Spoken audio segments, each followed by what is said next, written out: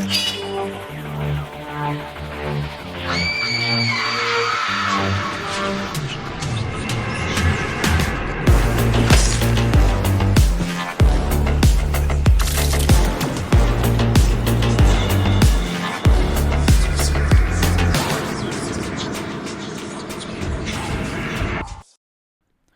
up, guys and ghouls, and welcome to another episode of Fright Mic. I'm Liz. I'm Sam.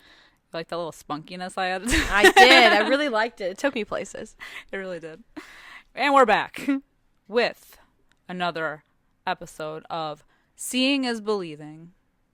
Fact or fiction, whatever we were calling this. Yeah, right? I don't know. Where belief is questionable. Yes. Who do you trust? As in life. True. There are many questions, and we are finally concluding this theme with Frailty from 2001. An absolute smash. Smash, hit, success. I love this movie. I like this movie. I don't love this movie. I think it's, you know what I think it is? The first time I saw it, I liked it. Mm-hmm. Then I watched it again, and now more recently watched it for the podcast. And I'm telling you, ever since I watched True Detective, I've had a reconnaissance. You're a reconnaissance? That's so funny. He looks better, like, as he ages. He does. Because, like, How to Lose a Guy in 10 Days, Matthew McConaughey? No. No, I agree with that. He's sweaty in that. And his hair was, like, really blonde. Yeah. And in The Wedding Planner. He's got, like, a receding, like, something's, and not that I think men with receding hairlines are gross or, like, bald men are gross, but it's just, like, there's something going on with his hair where it's, he had, like, that JT hair. Yeah. That ramen noodle look. And it was, like, a little too wispy willow. Like, it's the wrong color, you know. Yeah. I just think he looks better with age. Because I was never a Matthew McConaughey. Mm-hmm. I mean, like, he's a great actor. Yeah. But, yeah. Wow. And this is 2001. I know. So. Baby. Like, this, when I realized it was 2001, I was like, oh, he was just fresh off of this movie. But I can't remember what. It doesn't look like it was made in 2001. I don't know why. Maybe, like, my copy is a little grainy. It looks like it was made in the 90s. I was going to say, I didn't think it looked like it came from 2001, but only because it takes place so much in, like, the 70s. Yeah, that's true. That there's not a lot of, other than when they insert the VHS tape. Yeah. The security fucking tape at the end, and I was like, oh aggressive brother. VHS. Yeah. Oh, brother. Slams that baby in the VCR. Yeah, but I thought you were going with the, like, it feels out of time kind of thing, because I was like, oh, yeah, kind of. Yeah. Because there's no real reliance on cell phones or, you know, so much of it is a flashback.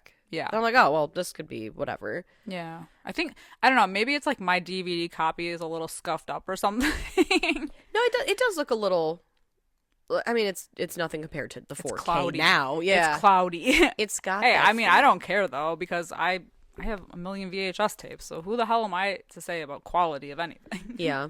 I'm not a big quality person. I'm not a quality person either. Yeah, not at all. You won't find quality people here. No, I'm a trash person. That's not true. We're great. But this movie, yeah, I like it. I think it's fine. I don't love it. I don't, and it's funny because when you suggested doing it for the theme, I was like, I don't remember, like, loving this movie, and I don't know why. I like the little twisty turny bits. Everyone's great in it. Bill Paxton, Matthew McConaughey.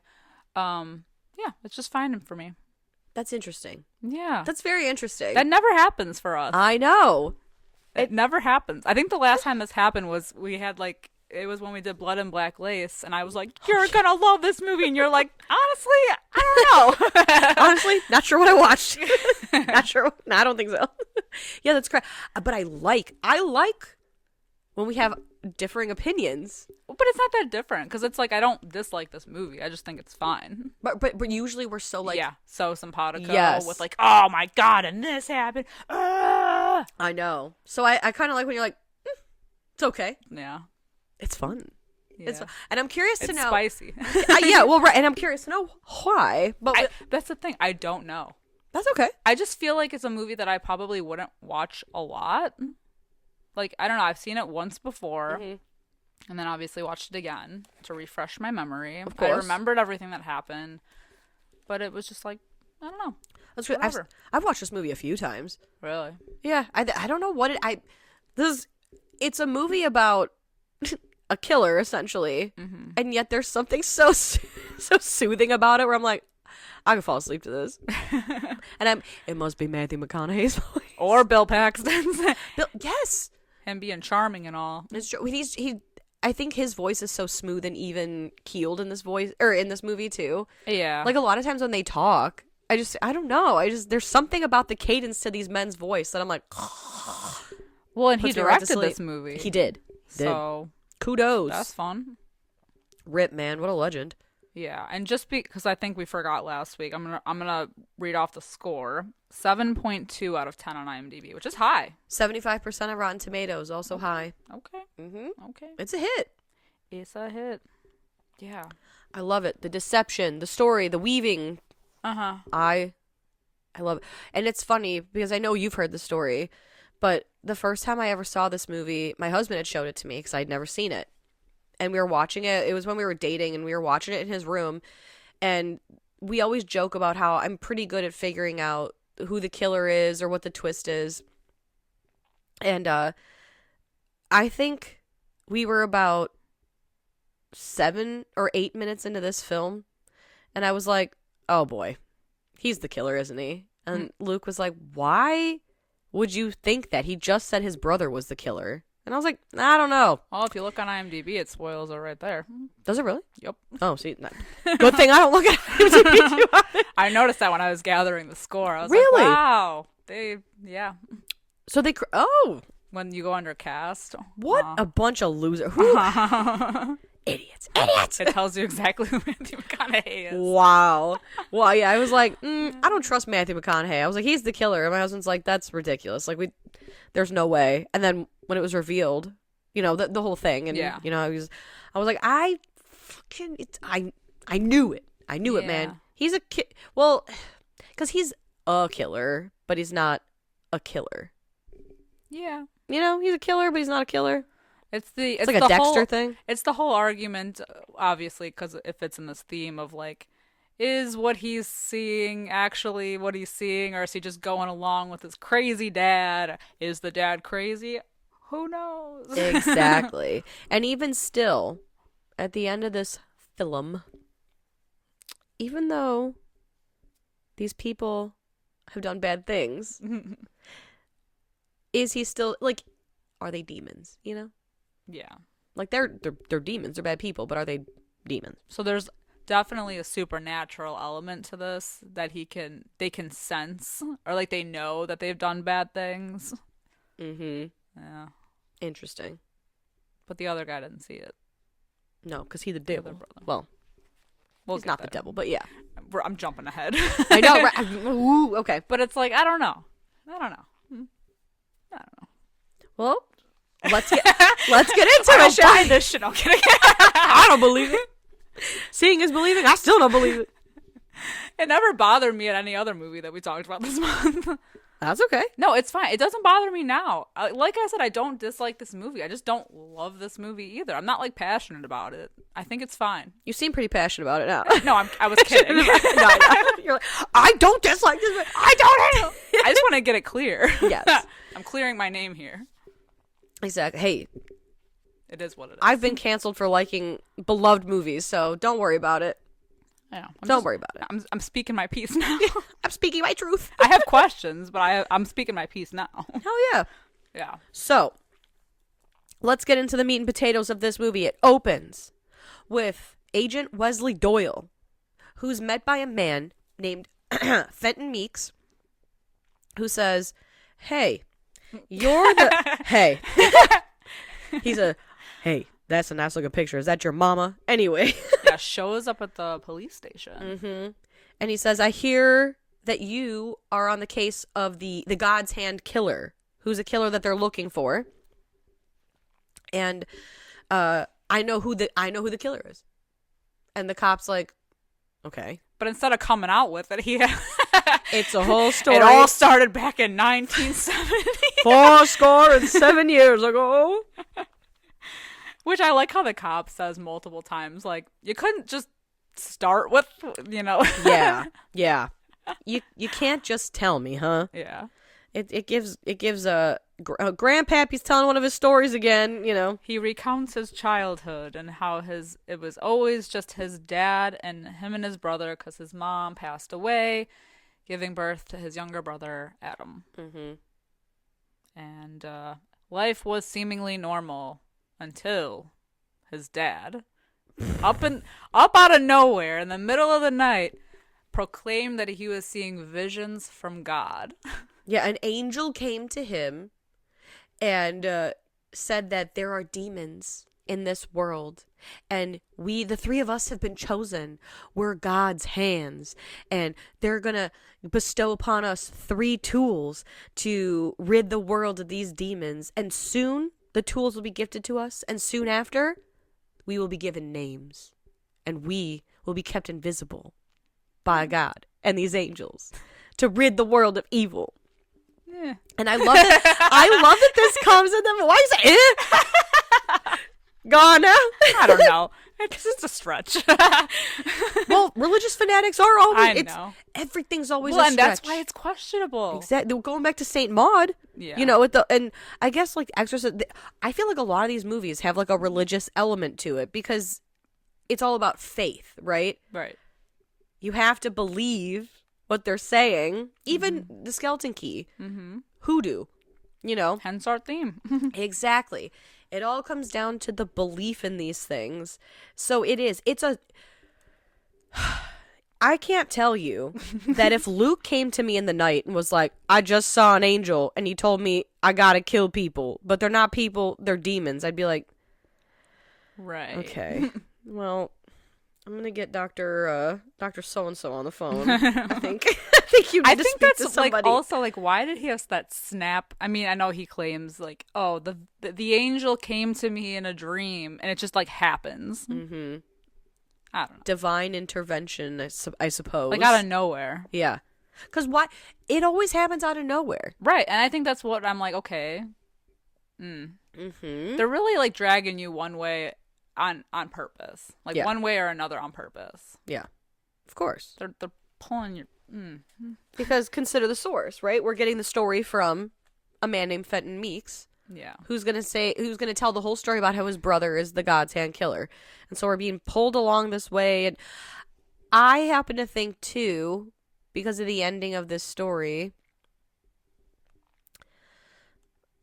how do I say this without spoiling things? I guess just consider the source, right? Because all of the information we're being given, that's what we're seeing play out. Right. I guess I'll come back to this because I can't make my point without giving away the ending, and I don't want to give away the ending just yet. All right. I don't want to. Okay. I don't want to yet. Okay. I'm gonna forget my point. So the two sons, the youngest one is like on board with this. Like, yeah, Dad, you're right. He looks up to the dad, whatever. But the oldest one is like, you're fucking crazy. I love too. Like, as it comes in the middle, like you woke me up in the middle of the night to tell me your crazy fanatic story about an angel and demons and shit. Yeah. And then you're like, anyway, go back to bed. We got school in the morning. And then you couldn't tell me in the AM? And then he wakes up and hopes that he was dreaming. He thinks he was dreaming until the dad's driving them to school, and he's like, don't forget about what I said last night. Which is so fun. The whole thing is so funny because, like I said, you wake me up in the middle of the night to tell me you're crazy. Already, yeah, which already pisses me off. Yeah, you already don't piss me off with you about to piss me off with this shit, and then you in the morning you're gonna act like everything's fine, bacon and eggs, and drop me off at school, and then just a quick throwaway comment. By the way, don't forget what I said. We couldn't just have a conversation about this in broad daylight. You couldn't just tell me everything at the breakfast table. Right. What the fuck is wrong with you? Well, didn't he say, like, I was gonna wait to tell you, but I, like, the angel wanted me to tell you now? I don't remember. It was late for me, too. Apparently, it was late for me as well. Yeah. Why was it so important in the middle of the night? Especially when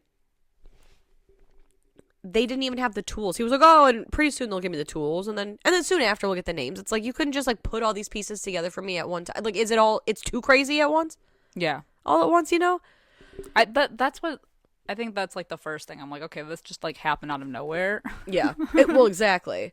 And so, well, considering too what we know at the end, how long is this list?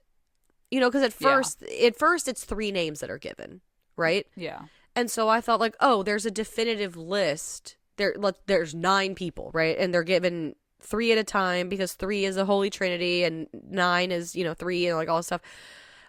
I don't know why, because this was not my first time seeing this movie. In my mind, there was always just 9 names.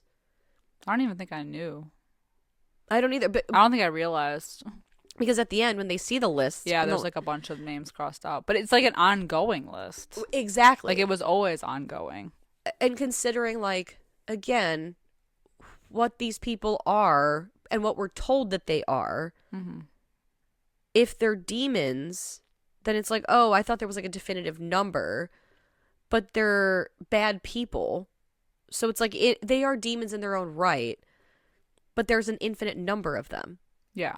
You know, so he was gonna keep the shtick going, right, forever. So it's just it's crazy, especially at the end when he's like, "I had to wait for your name to be on the list." Yeah, and he was just. So how long are you gonna wait? You know what I mean? He was gonna kill other people until he got to him, I guess. Which I guess he did, but that's the shit that doesn't make sense. Like that's the shit about this movie that I don't like. I mean, I do like this movie. But why did he even need to get his sons involved in the first place? Because the angel told him that they had to help?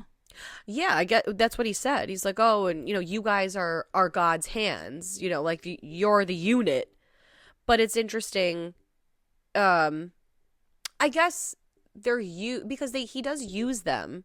Like he uses Fenton to lure the second guy, the older guy. Yeah. And then he has his sons help him build the shed with the cellar. So it's like all I'm saying is childhood trauma. Yeah. He was really setting them up, Yeah. He was setting them up to be killers. Doomed from the start. Yeah. Enjoy the podcast, like what you hear, and you want to hear more? Well, you're in luck. We have a Patreon. That's right. If you don't know, we talk about new movies on our Patreon. We do monthly rewinds so that way you can find out what we are watching between our main episodes. Sometimes we craft spooky cocktails to match our theme of the month, and watch parties galore. So much fun over there. Head over to patreon.com/Fright Mic podcast to check that out. Again, if you want to hang out with us a little bit more, then support us over on patreon.com/Fright Mic podcast. And we'll love you forever. Okay, bye. Fenton is all like, he's not right in the head. Like, clearly he sees signs that it's like, nothing's right here. Nothing's adding up. He confides in his younger brother, Adam, and says, we gotta do something. We gotta tell somebody. But when he tries to go to the police station to like warn them that his dad might be committing a murder sooner rather than later, he chickens out. Yeah. And Adam is, because he's so on board with the dad, doesn't want to do anything about it. He's like all like, I believe him. Well, he even tries to make his own list because the dad is, first he acquires the 3 tools, right? Which is an axe, a pair of gloves, and a pipe. Mm-hmm. And then he's given his list of names. And it's like Adam's so on board with it that he's like, look, Dad, the angel gave me a list too. Yeah, I totally get it. And his dad said, the angel didn't give you that list. You made that up because one of them is a bully at your school. And he's like, no, that kid is a demon. And so the dad's like, this is really important. You shouldn't lie about these things because this has to be very specific. Otherwise, you're just hurting people. But we don't want to hurt people. We want to hurt demons. Which, oh, man. I'm rolling my eyes. I know. Well, because the bully, if he's hurting kids, then based off of what they know, depending on how bad, then technically. Well, that's what I'm saying. Like, where does it end? There's always going to be people who are bad, who do bad things. Was this just like going to always be? And I mean, I guess based on the ending, it is an ongoing thing, right? Kind of. So it's like a disease, you know. It is. It is, and it also makes you question. It's an STD, man. It is. It is. They're just passing it along to everybody else. Yeah. I guess that's like kind of a spoiler, but whatever. Not really. But it's like, to what end? Because right. Because when he says in the beginning with the whole thing, he's like, "Well, the end of the world is near," but it's not. Right. Everybody's been saying that. Yeah. Exactly. Yeah. Because obviously we see that at least one of the brothers is grown. You know, all grown up. So it's not true, that part. Right. Right. Yeah. It just doesn't really make sense. And so this whole movie, you're really on Fenton's side. Yeah. Because you're like, we haven't seen otherwise. Until so it's like, it's weird too, because they kidnap the first name on the list, which is a woman who looks to be a nurse, perhaps. She's in some like white getup. And the weird thing about that is that the dad got her name on the list and knew where she lived. He had to like drive far to go get her. Knew where she lived and abducted her. And he takes her back to his house where Fenton sees, and suddenly Adam is awake as well. And he says, the gloves, I figured out what the gloves are for, because at first he wasn't sure. And he said, the gloves, I'm to wear the gloves to grab them. And then when I take the gloves off and touch them, I will confirm that they are, in fact, a demon. They'll reveal themselves as they are to me. And so he has his son's watch. And when he touches the woman, it almost seems like she spasms, or is like they both are like spasming. He's spasming from touching her. She's spasming from being touched. And it just kind of looks like they're flailing around. So it's not like we're having this big cinematic moment where there's a demon face, like in, Exorcism of Emily Rose, where it's these demon faces. And Adam's like, I saw it. Fenton says he doesn't. So, and then the dad kills the woman in front of his sons. And then he takes his sons as accomplices now and buries them in this like public rose garden. Yeah. Because that's where he was told to bury them. Make them dig the grave. Yeah. It's crazy. And so they continue this pattern. We see an old man, they stake him out at a grocery store. And with the woman in the night, it seems more plausible that, he nabbed her from her porch and it was under the guise of night. So like, it's more likely no one saw. But when they're sitting in this, grocery store parking lot, Fenton says, we're going to grab him here. There's tons of people around and it's broad daylight. How are you not going to get caught? And his dad is so confident. He's like, the angel said that God will protect us. And when we're on a mission, we're invisible. And so they see him come out. Fenton sees him come out. And at first, his dad doesn't see. And so it's like this whole, I like where it pans and then pans back. And then the dad sees him. And so that he uses Fenton as kind of like a lure. A lure. Or like a distraction, really. Right. And so they grab him because he's like squatted down next to their car. So you're like, oh, that's how they grabbed him, I suppose. And his dad's saying, this man's a very bad man. I've seen what he does. He hurts children and babies, and it's disturbing. But again, we don't see any proof. Yeah, you just go off of what the dad and Adam are saying. And I think it comes down to like this one night when, I think it's what you were talking about, where Fenton's talking to Adam, and he's like, Dad's crazy. We gotta run away. We have to run away. But they don't have anywhere to go. And Adam confides in the dad. Yeah. He narcs. He's a narc. And he confronts Fenton and says, the angel told me something, but I refuse to believe it. And so you're like, well, I know what this is. I know what's going on here. And it's so sad because well, at least I knew that the angel was basically saying like, oh, don't trust him. Because the dad he's a non-believer. Right. And says he's evil. Because the dad is praying to the angel because Fenton still doesn't see these visions. And so the whole thing is the dad says, I prayed for the angel to visit you. And the angel visited me instead and told me something that I don't want to believe, which we later find out the dad tells Fenton, the angel told me you were a demon and you were evil, and I don't believe him. Well, why? Because you certainly believe everyone else. Yeah, that's the other thing. I'm like, okay, so he punishes him by making him dig a giant hole, which he eventually moves the shed over and basically makes it a dungeon so that when they bring these people back to their area, their house, they have somewhere to stick them to kill them.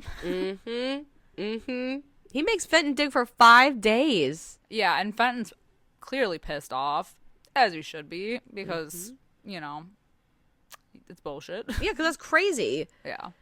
And then that's when they go and get their third victim. And then the third victim they bring back to the cellar. It's a man who's clearly a piece of shit. Yeah. Some abusive, whatever. And he tries to beat up the dad, but they nab him anyway. Mm-hmm. And the dad has his 2 sons in the cellar. Their first kill of the cellar. And this is when Fenton takes off. And he goes to the I love small town Texas. Oh my God. This was so infuriating. I couldn't even tell. I was screaming at the police department, and there's a sign back in a few, or back in 5. There's one guy in charge of the whole town. Does not believe him. Thinks he's full of shit from even before they even leave the freaking parking lot where the police station is. It's crazy. It's so crazy. How dare you make such a a statement, child. And granted, I wasn't alive for the 70s, but I know. It just goes to show that they were very different times. And I guess, in a small town where everybody knows everybody, it's just, this kid is my dad is a killer who built a cellar to hide the bodies, and I have proof. And I'll show you where he buries the bodies and whatever. And this cop's like, right. No. No, I don't think so. So he takes him back to the dad. And he's like, look what I found. Your kid is missing something? Is making some crazy claims. And he's literally about to leave. And then he's like, well, because Fenton's insistent that there's, the dungeon that they built under the shed to at least have him go look. So the guy's like, well, why don't we entertain the boy? And I'll go look. So he brings him down there. And the dad fucking kills the cop. Yeah. Oh, wait. I lied. This isn't the piece of shit guy. Oh yeah, that happens. Yeah, that happens later. Sorry, I was like, wait a minute, that doesn't add up. Yeah, but yeah. So there's nothing there. Nothing there in the cellar. And then you said the dad. Well, the dad kills the cop, and he's all pissed off at Fenton. He's like, "You made me do this. You made me kill a man. I've never killed anyone before." Yeah, I love that. You made me kill a man. And Fenton's like, this. Why are you acting brand new here? That ain't a man. Right. You've been doing this. And he's like, oh, no, I never killed an innocent man. What does he say? Because he says, I don't kill people. I destroy demons. Yeah. I've destroyed demons before. I've never killed a man. And you just made me do it. And he's throwing up and so dramatic. Yeah. And so because he's so pissed off, he throws Fenton in the dungeon. And is basically you're going to be down here until you see a vision. Mm-hmm. So he leaves him down there for a week. Yeah, he said after 7 days, his dad checked on him and said, have you spoken to God? And Fenton says, there is no God. And so he keeps him down in the cellar still. And Fenton says, I don't know how much time had passed after that, but suddenly God spoke I think he said God spoke to him and told him all these things. And so they went to check on him because he wasn't making noise. And that's when they pulled him out of the cellar. And he said, I spoke to God. And so the dad's super jazzed about it. And Adam's straight bummed. Because he's like, man, I've been speaking to angels. And this asshole, who up until a few days ago didn't even believe any of this shit, got to speak to God himself. Or herself, or itself, whatever you believe, right. Spoke to God themselves. That's annoying. Mm-hmm. I just love that. Adam's all pissed off. He's like, okay, what the? And I've just been talking to lowly angels, huh? This asshole gets to talk to God. And Fenton's real weird. And his eyes are low. So you're like, mm-hmm. I immediately was like, oh, he's just saying whatever he can. Exactly. Or maybe it's not God at all that spoke to him. Maybe it's a different angel, a fallen angel. He manifested enough rage. Right. Or mayhaps he's speaking to the devil. The devil. I can't blame him. I know. I'm sorry. I can't blame him. I don't either. This is fucking crazy. So with this newfound thing that happened, this knowledge that, oh, God exists, he spoke to Fenton allegedly. The dad's like, oh, perfect. You're ready then. You're ready to make your first kill. We're going to go. So they go to the piece of shit guy's house, who's like, yeah, clearly abusive, whatever. They lure him into his own garage, and they kidnap him or abduct him and bring him back to their house. And they have him tied up, and Fenton is given the honor of killing this guy. And the dad, man, the dad gives the son the axe. Yeah, you know what's going down. You think I'm trusting a kid who up until a week ago didn't believe any of this shit was for real? You think I'm trusting him with an axe? Hell no. Hell no. But good old Bill Paxton, he certainly does. And so he tells his son, he's like, go ahead, swing true, or whatever the hell he says. Mm-hmm. And then Fenton plants that axe right in his dad's chest. Yep. Damn, that sucks. And as he's dying, he whispers to Adam something. We don't know. And then Adam goes, picks up the axe, and kills the guy instead. Period. Because Adam's standing on business. Wow. He's 11 years old. He knows what the fuck's Is he even 11? He doesn't even seem like he's that old. He's so he looks young. like he's like 8. He's played by Jeremy Sumter, by the way. I know. The little kid. Peter Pan. Little Peter Pan. Peter Pan himself. Yeah. Yeah. And Adam killed a guy. Yeah. I saw that. Adam killed a guy. Might want to lay low for a while. And now this is where things get interesting. Because at the beginning of the movie, when he's saying, I know my brother is the God's hand killer, he says, yeah, he says something. Oh, God, I can't remember. This movie's so twisty. Basically, Adam Fenton. Matthew McConaughey takes the cop. Yes. He's like, I know. You want proof of all this shit that I'm saying? I'll take you to the garden where the bodies are. So this cop entertains him for some reason. For some reason or another. Doesn't tell anybody where he's going or bring anybody along. But yeah, so they drive to the garden. And honestly, this whole movie is kind of back and forth with like scenes with Matthew McConaughey rehashing this whole story. So we're like going back and forth from present day to past. So they go to this garden, and the cop's like, didn't you say something about your brother? You said, Adam, if you ever destroy me, promise me you'll bury me here. So the cop's like, why would he say that if you're Fenton? Or if you're Fenton. Mm-hmm. And so there's the big reveal. Thank you. The big reveal that Matthew McConaughey is in fact not Fenton. He is Adam. Yeah. Oh, that's what I'm like. The twist gets me so caught up every time. Like, dude, I'm so confused. Because man, I never make it to the end of this movie because I always fall asleep. And you like it? I do. Well, no, because I put it on. You know, like when I'm putting it on, I'm like, I've fallen asleep. Yeah. Yeah. He says that's what he says in the beginning of the movie, where he says, "My brother asked me to bury his body in the rose garden." You know, it had to be very specific, and so when he takes him to the rose garden, he says, "Yeah, so I buried my brother in this rose garden." He's like, "Well, how is that possible?" Well, he says, I'm very confused. Aren't you so that makes you the killer? And he said, no, my brother is the killer. I'm like, I just like destroy demons or whatever. Yeah. And so he's like, well, that doesn't make sense. And he goes, well, it would make sense if I wasn't Fenton Meeks, like I said I was. And he points out that there's more than 6 graves, and they won't find any bodies here. You'll find all the bodies in Fenton's basement. That's right. That's right. These are the demons. Which I'm still confused. So Because Fenton is a killer. Fenton is a serial killer.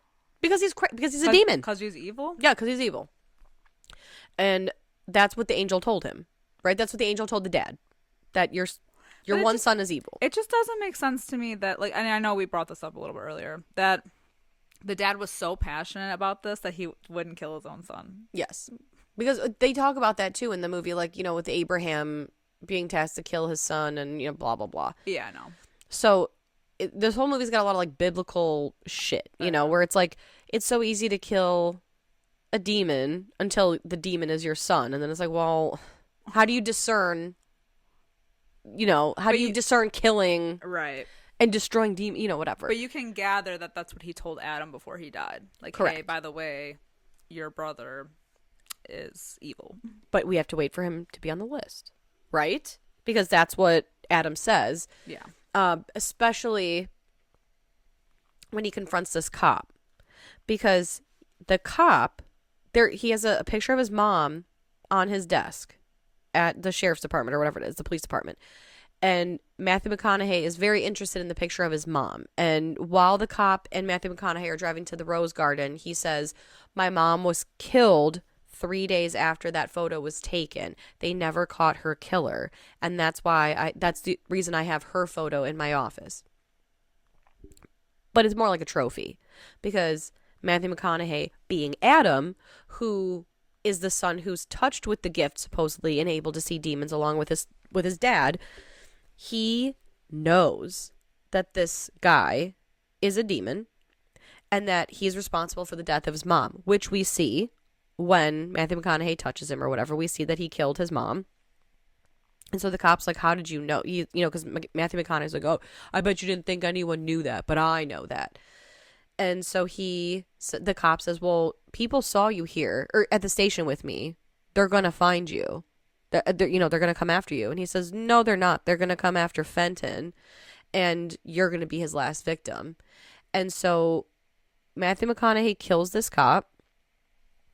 And the next thing we see is a whole police force, right? They're looking for this missing cop. They get a tip. And I don't remember the cop's name. I don't know if they ever say it, but there's a younger cop in the beginning of the movie who asks this Doyle guy. He's like, oh, I'm going to be taken off for the night unless you want me to stay. And like he shakes Matthew McConaughey's hand, looks him in the eye, looks at his face. And the next day he's being questioned. And he's like, well, who was he with? You know, it's the craziest thing. I don't actually know. I looked him in the face. I shook his hand and I can't recall a thing about him. But the good thing is we have security footage. They plop that fat VHS tape in and they're like, we got him now. And there's a line of fuzz over every frame where Matthew McConaughey is in, which would make him invisible, right? The way that the angel said that he would be invisible. Mm-hmm. So it's like, I just but Fenton and we see we see Matthew McConaughey when he's like setting everything up. He finds Fenton, who's older, and Fenton knows he's there, right? And so Adam kills Fenton, and he's like, I had to wait because even the cop before Matthew McConaughey kills him, he's like, well, why did you wait so long? He's like, well, I had to wait till you were on my list. So the thing is, but for a while, okay, I'm like exploding. I'm exploding. Go ahead. Because just to Fenton being a killer was like a random thing, I feel. Because how could the dad possibly know that he's a demon? We're following Fenton through this whole movie basically as a kid. There's no indication that he's like evil. Like, I mean, the dad says he is. And I thought he could only see demons, see what they've done wrong. If the kid hasn't done anything wrong, then how would he even know? How could he predict that that's what the future would be, I guess? I know he was, waiting on the list with the names. But, it seemed like Fenton was a fine kid. So I just think it's, a random choice to make him a killer in the end. An actual evil killer. I always took it as that it's like a nature versus nurture thing where a lot of times these, like, serial killers in general, right? There's usually always some traumatic event that spurs it on. When your father comes into your room in the middle of the night, starts spouting religious shit about angels and demons and the end of the world, and then is murdering people in front of you, and then having you help bury the body, I wonder, because, again, being locked in a cell, too. And he said, someone spoke to me and told me everything. That's why I kept thinking, like, maybe it's like... But the dad made him that way. Right. He made him crazy. Right. But if an angel is like an omniscient, you know, like, is an all-knowing thing and can pick out demons and whatever, but has to wait till they're on the list or whatever the fuck the criteria is, then an angel would know that eventually Fenton becomes evil. But that's the thing that I like so much about this movie, that, like, it's all what you believe, which I think I think that's why it fits so perfectly with this. No, it does. Theme is that, where do you discern? It's all perspective, right? And what you choose to believe. Right.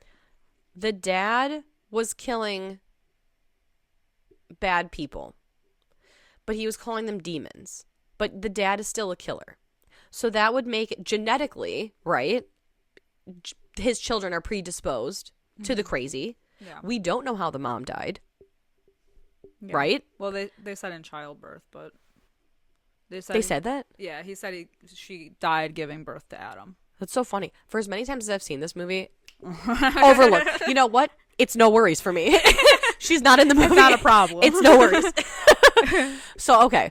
But if we didn't get the visions, like, if we didn't finally see the visions that the dad and Adam saw when they touched the people, wouldn't that change things? Yeah, that's what I'm saying. Like, it's all because the perspective that we get as an audience for this, the scope that this movie is framed for us, is through Adam, right, who believes his dad, and believes in angels and demons.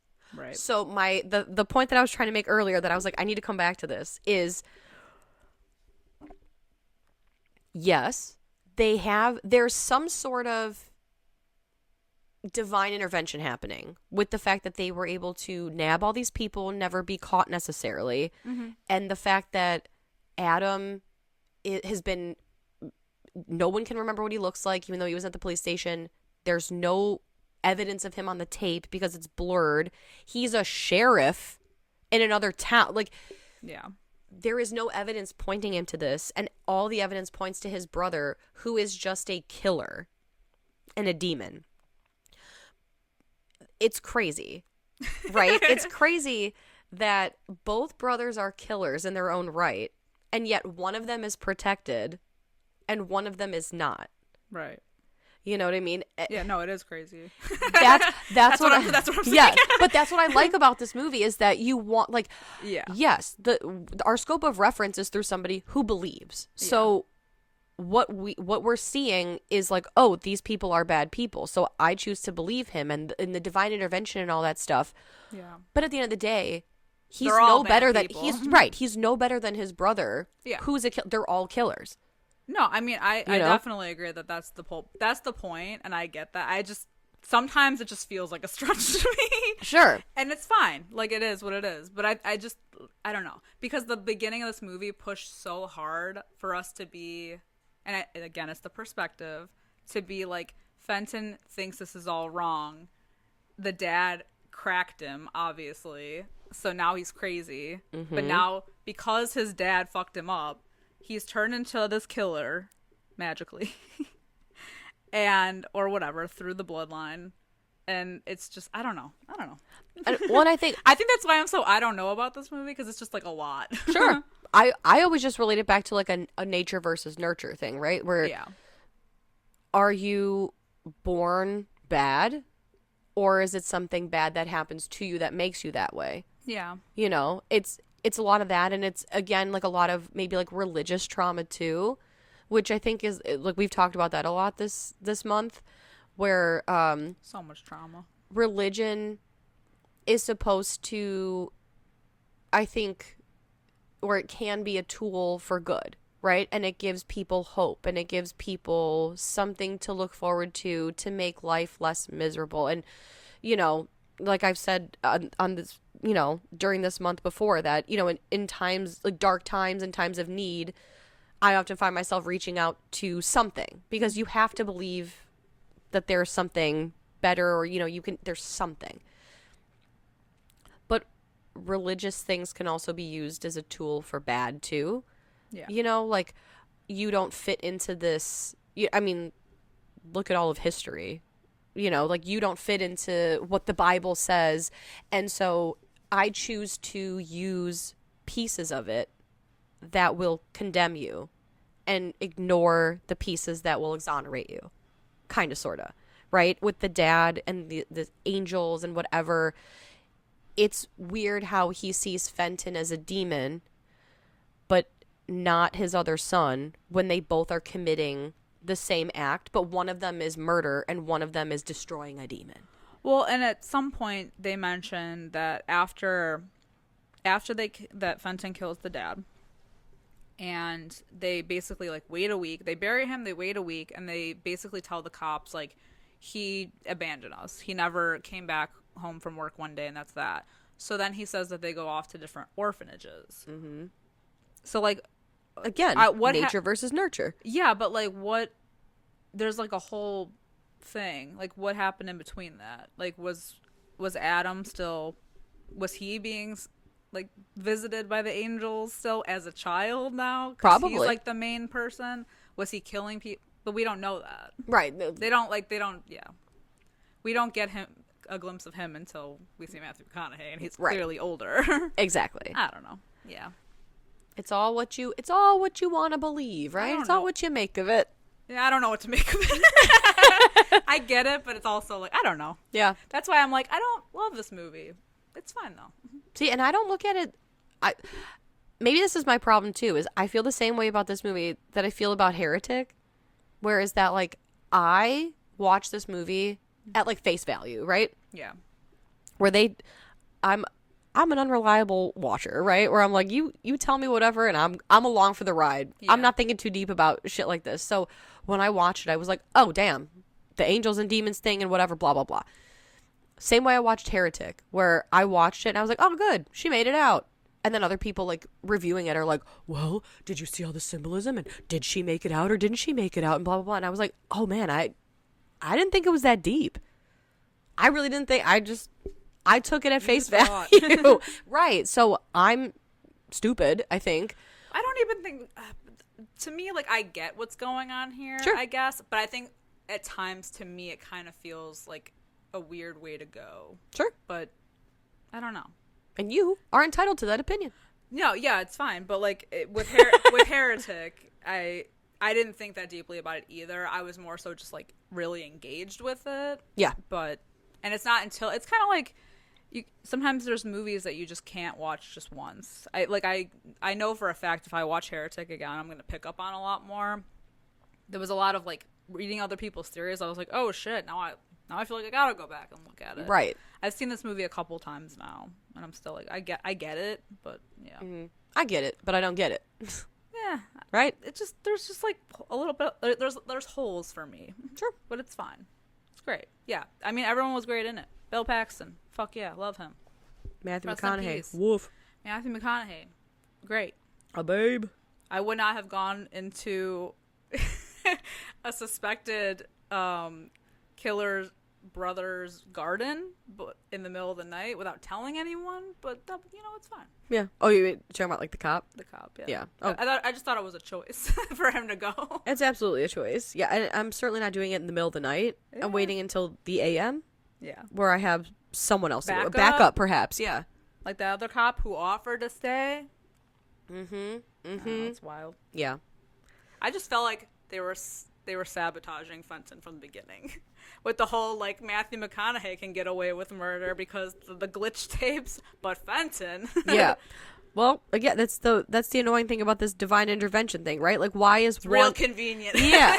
And why is one protected and the other isn't? Yeah. You know, like, and it's like, it's just also the way that Fenton is, like, he's this horrible killer who takes the bodies and uses them as trophies in his basement. It's like this most gruesome shit. Yeah. Because he had a fucked up childhood. I know. Seen some fucked up well, things. They both did, but yeah.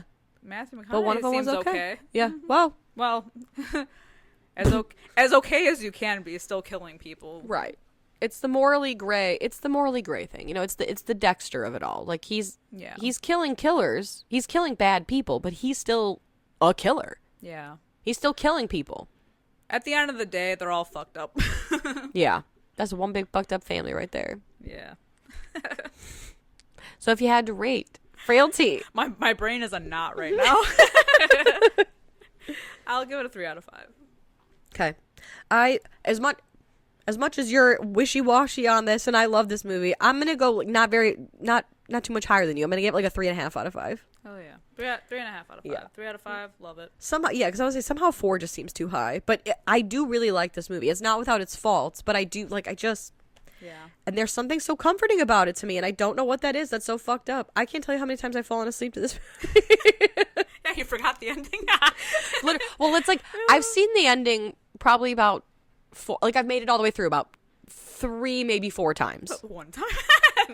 One time only, and it was now. No, but yeah, it's like I'm so familiar with the beginning of this movie that like when I do make it to the end, I'm like, oh yeah, because I know.